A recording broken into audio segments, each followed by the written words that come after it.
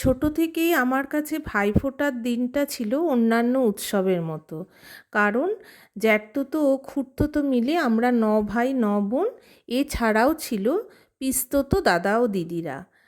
আমার বাবার বাড়ি পুরোপুরি ব্যবসায়িক পরিবার।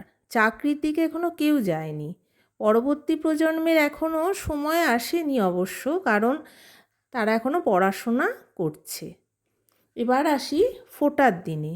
খুব সকালেই যেহেতু দাদারা দোকানে বেরিয়ে যাবে, তাই সকাল সকাল স্নান সেরে পরিষ্কার পরিচ্ছন্ন হয়ে আগের দিন কিনে রাখা মিষ্টি যত্ন সহকারে দাদাদেরকে সাজিয়ে দিয়ে, শুধু দাদাদের কেন, দাদা ও ভাইদের হাতে তুলে দিয়ে সে যে কী আনন্দ কি বলবো। আজ এত বছর পরেও সেই একই রকম আনন্দ, আবেগ, অনুভূতি। তার কারণ বোধহয় একটাই, কখনো মনের মধ্যে আসেনি আমার যে তুতো দাদা ও ভাই।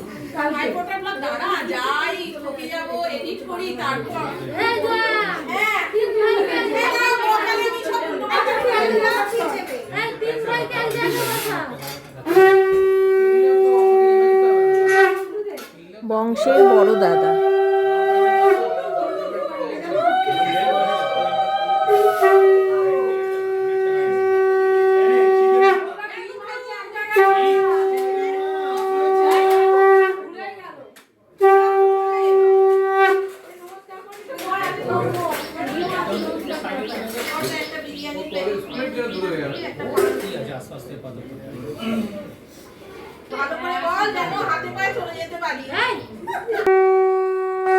এবারে দিচ্ছি সেজদা, তারপর সেজদার পর দেবো ছোটদাকে।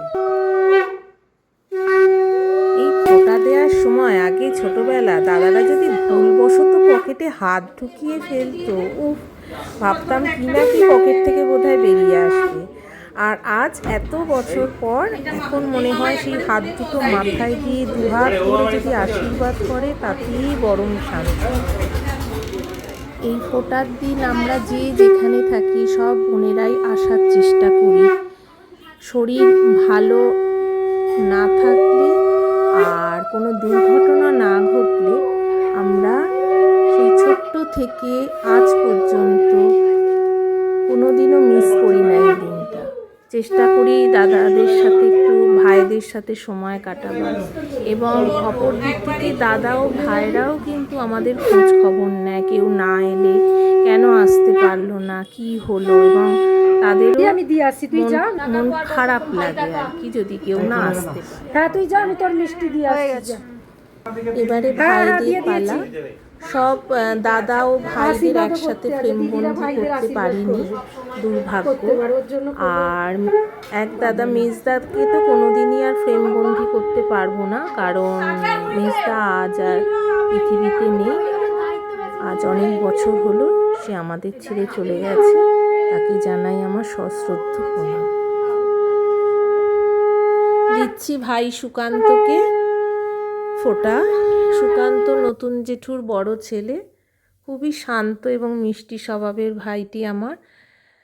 কোনো দিন কাউকে, আমি অন্তত শুনিনি, গলা তুলে কথা বলতে। যত তার কষ্ট হোক, রাগ হোক, ভেতরে অভিমান হোক।